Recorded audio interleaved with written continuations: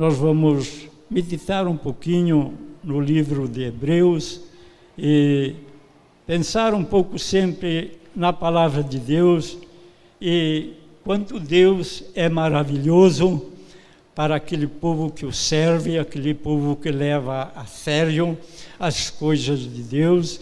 É um privilégio de nós servir esse Deus tão maravilhoso. Nós sabemos que nos nossos dias existem muitos deuses servidos pela raça humana, mas sabemos que há um só Deus que nós devemos servir, que é o Deus Criador do céu, da terra, o Deus que formou o homem, o Deus que não poupou seu próprio Filho, antes entregou para o homem, para que morresse, para que o homem pudesse alcançar salvação. Este é o Deus que nós servimos. Hebreus capítulo 10, começando com o verso 19, diz assim: o privilégio de acesso do crente à presença de Deus. Este é o que fala assim: tendo, pois, irmãos, a intrepidez para entrar no Santo do Santo, pelo sangue de Jesus, pelo novo e vivo caminho que Ele nos consagrou pelo véu, isto é, pela sua carne. E tendo grande sacerdote sobre a casa de Deus, aproximemos nós com sincero coração e em plena certeza de fé, tendo um coração purificado da má consciência e lavado o corpo com água pura. Guardamos firme a confissão da esperança, sem vacilar, pois quem fez a promessa é fiel. Consideremos nós também uns aos outros para nós estimularmos o amor e as boas obras. Não deixamos de congregar nós como é costume de alguns, antes façamos as demonstrações, tanto mais quanto vede que os dias se aproximam. Este é um texto que não requeria muita meditação, é um texto assim muito forte e muito maravilhoso para nós pensar, porque sempre penso assim que nós vivemos num mundo que, se contarmos, há muitas pessoas, é milhões e milhões, mas poucos é que acertam, como diz o Jesus, o caminho. Pouco é que, de fato, buscam esse Deus verdadeiro, Criador do céu e da terra. Por isso, o escritor aos Hebreus diz o privilégio do acesso dos crentes à presença de Deus. Como é maravilhoso quando nós estamos na presença de Deus para buscar, para adorar, para fazer a sua vontade e muitas vezes para nos examinar a nós mesmos e muitas vezes até para pedir perdão dos nossos erros, porque de fato muitas vezes erramos e pecamos, mas temos um Deus que nos ama, um Deus que entregou o seu próprio Filho por nós. Por isso ele diz assim: tendo, pois, irmãos, intrepidez para entrar no Santo do Santo pelo sangue de Jesus, pelo novo e vivo caminho que Ele nos consagrou, pelo véu, isto pela sua carne, isto é, pela carne. Tendo, pois, irmão, intrepidez para entrar neste novo caminho. Ele está querendo dizer, não pense que as coisas, porque as coisas da lei passaram, elas morreram, não pensem porque quando que, se nós lermos o Velho Testamento, para entrar no Santo do Santo, entrava uma vez por ano o sacerdote e tinha uma preparação para entrar ali, para louvar ou glorificar a Deus e fazer aquilo que era exigido por Deus na lei. E ele diz, tendo, pois, irmão, intrepidez para entrar no Santo do Santo pelo sangue de Jesus, pelo novo caminho. Hoje não é mais como antigo os mandamentos, mas é pelo sangue de Jesus que nós podemos ter acesso a Deus. É pelo sangue de Jesus que nós podemos entrar um dia ali no céu. Sem este sangue, não se salvou nem Abraão. Sem este sangue, nenhum dos profetas foram salvos, porque eles viviam numa sombra no passado das coisas que era vindoura. Sem a morte de Jesus, ninguém é salvo. Sem o sangue de Jesus derramado, ninguém alcançou a salvação e ninguém alcança. Por isso, eu digo que muitos levam o nome de cristão, mas não conhecem a palavra de Deus. Muitos pensam que por adorar Pedro é salvo. Eu, como vão dizer, falando biblicamente, uma pessoa que me admiro muito é Paulo. Mas se eu esperar a salvação de Paulo, eu vou para o inferno assim como os outros vão. Sem a morte de Cristo, sem o sangue inocente derramado, ninguém alcança a salvação. E eu quero dizer, eu e você somos privilegiados, porque conhecemos esta bênção que Deus tem dado àqueles que creem no seu Filho e vivem uma vida cristã. Por isso somos chamados cristãos. E daí ele tende intrepidez para entrar no Santo do Santo, pelo sangue de Jesus, não mais pelas ofertas, é pelo novo caminho que ele nos consagrou pelo véu, isto é, pela sua carne. Ela foi quebrada. Tendo grande sacerdote sobre a casa de Deus, aproximemos nós com sincero coração. Tendo um grande sacerdote, ele disse a palavra de Deus aqui, na casa de Deus. Ele não diz assim, tendo um grande pastor na casa de Deus, mas tendo um grande sacerdote na casa de Deus, o qual consagrou pela cruz, pelo sangue de Jesus. Então nós temos aqui, nesta noite, um grande sacerdote que está sempre no meio do povo cristão. E a esse a palavra de Deus diz que nós devemos ouvir. E este é que nós devemos esperar. Ele diz assim, aproximemos nós com sincero coração. Dificilmente Deus ouvirá um coração rebelde. Dificilmente um coração endurecido alcança a presença de Deus. Mas quando é um coração sincero, um coração, digo eu, que se desmancha na presença de Deus, ele alcança os favores de Deus e pode viver uma vida cristã numa esperança firme, porque ele não vacila. Por isso ele diz assim, é certeza de fé, tendo um coração purificado da má consciência. Como está o meu e o teu coração? Como estamos nós na presença de Deus? Muitas vezes eu paro e penso, se Deus me encontrasse comigo agora, como seria? Como estaria eu na presença de Deus se eu tombasse agora?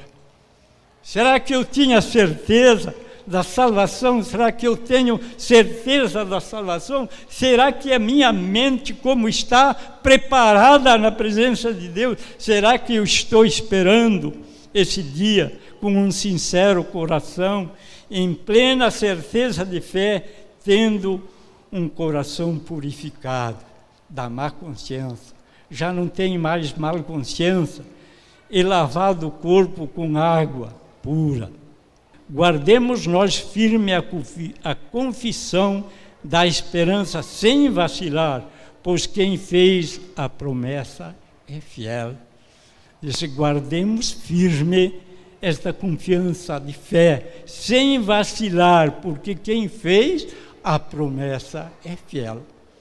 Se nós olharmos, parece que os apóstolos, os homens de Deus já do passado, esperavam que Jesus voltasse logo.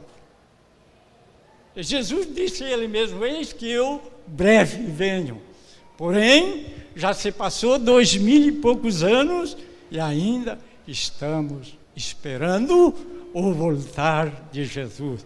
Por isso temos um coração purificado da má consciência, lavado o corpo com água pura, e guardemos firme a confissão da esperança sem vacilar, pois que fez a promessa é fiel.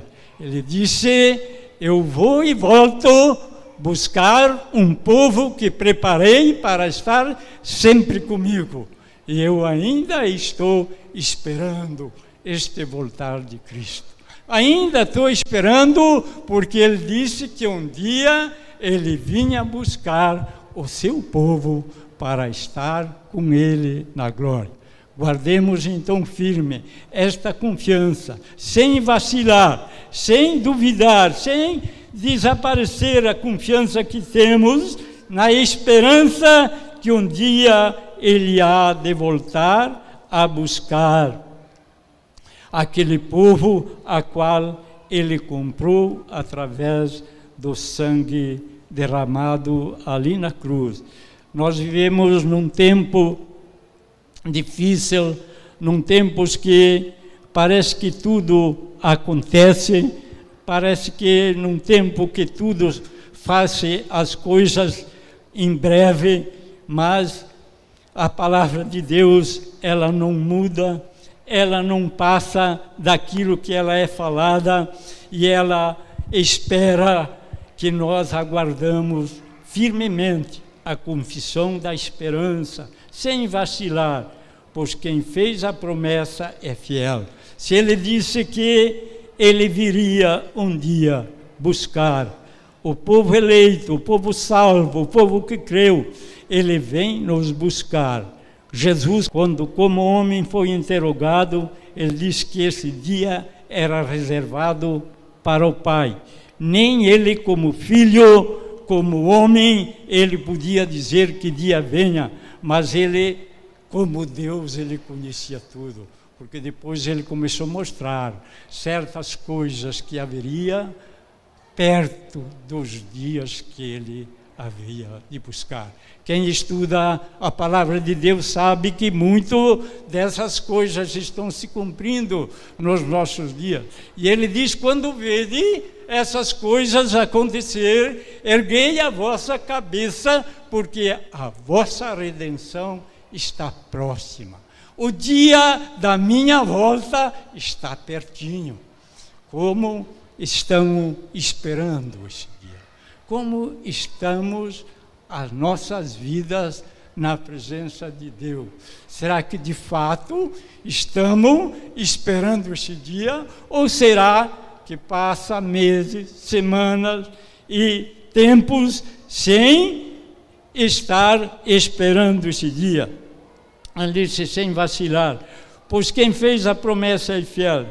Consideramos nós também uns aos outros, para nós estimular o amor e as boas obras. Consideramos nós também uns aos outros, para nós estimular o amor e as boas obras.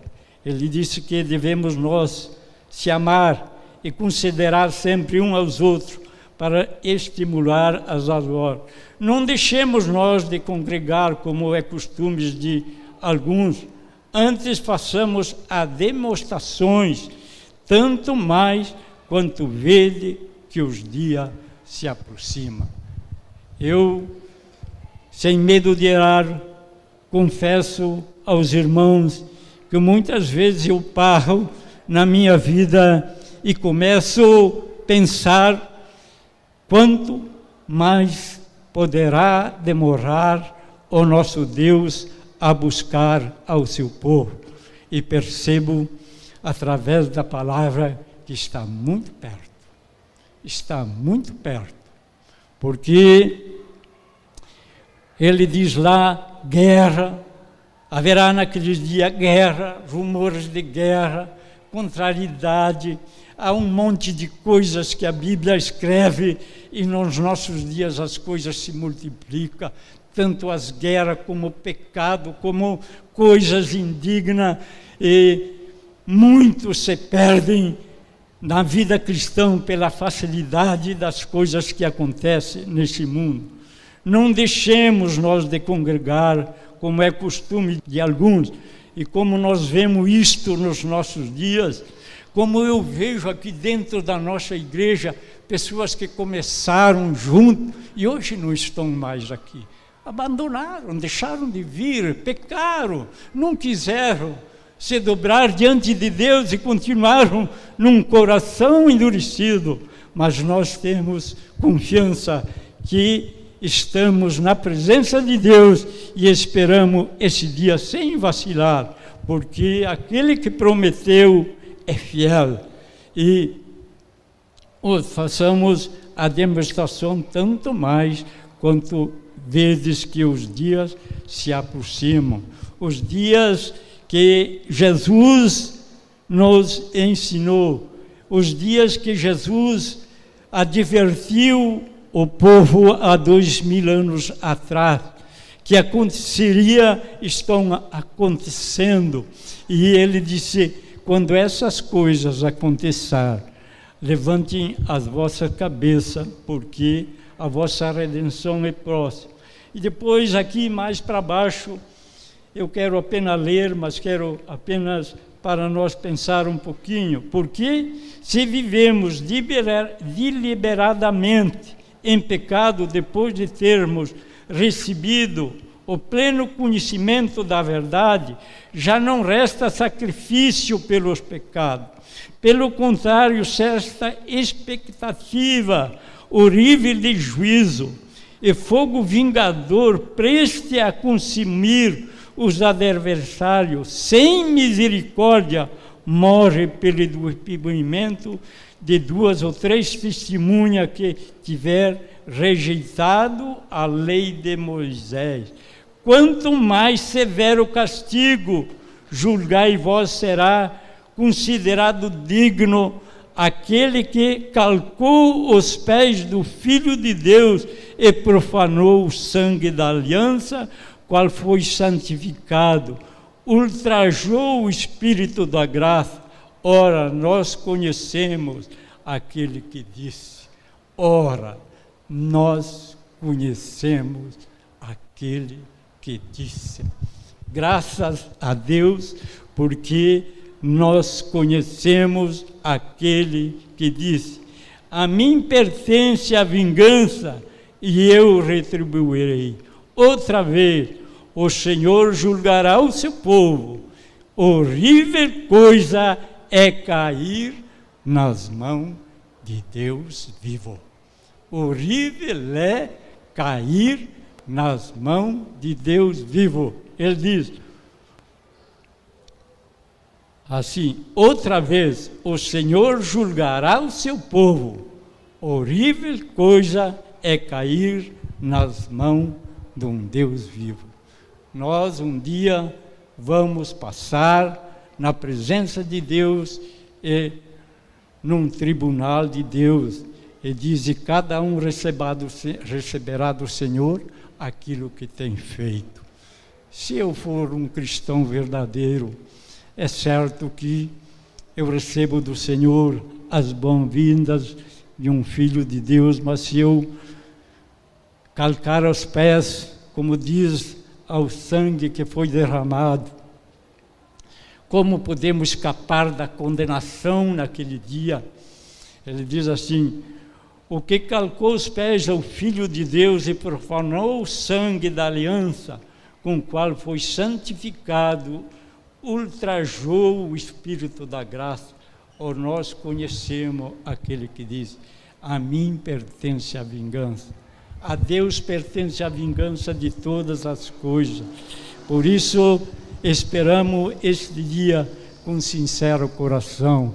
Não deixe para esperar ao Senhor o mês que vem, a semana que vem, mas espere o Senhor hoje. Esteja sempre preparado, esperando o Senhor.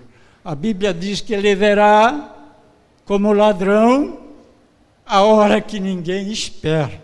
O ladrão não avisa o dia que ele vai roubar a tua casa. O ladrão não diz quando ele vai assaltar uma pessoa na rua, ele vem por cima. E assim será a vinda do Filho do Homem.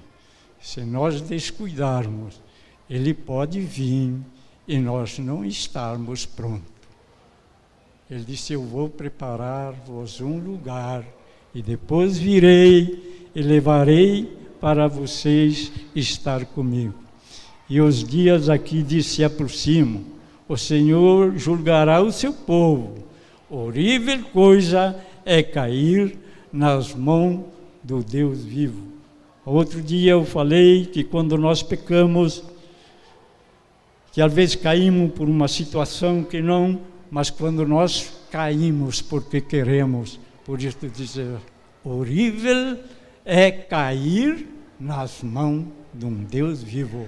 Nós podemos enganar o pastor, nós podemos enganar a nossa esposa, nós podemos enganar os nossos filhos, nós podemos enganar tudo, mas Deus nós não podemos enganar. Ele nos conhece 48 horas por dia e Ele não vacila em tempo algum. Ninguém pode enganar esse Deus que nós conhecemos. Por isso, louvamos, buscamos e procuramos a progredir com um coração sincero, puro diante de Deus, porque um dia Ele voltará. E a Bíblia diz, será assim, como um ladrão. Quando Jesus foi interrogado, este dia é só o Pai que sabe. Então, Ele vem, um dia que não sabe. E aqui Ele diz, quanto vede que os dias se aproximam. Nós, como disse, já se passou quase 2000 anos, que esta palavra está sendo pregada. E a cada vez nós ouvimos, esses dias estão próximos. Mas Ele declara muitos sinais. E nos nossos dias está acontecendo um monte de coisas que nós podemos saber que está próximo, está breve a vinda do Filho do Homem a buscar este povo que o conheceu, este povo que abandonou os conceitos deste mundo, crucificou, como disse Paulo, estou crucificado com Cristo. E eu quero dizer, irmão, Paulo tinha toda a sabedoria de dizer, eu estou crucificado com Cristo. Por que ele disse, eu estou crucificado com Cristo? Porque um crucificado não consegue pecar.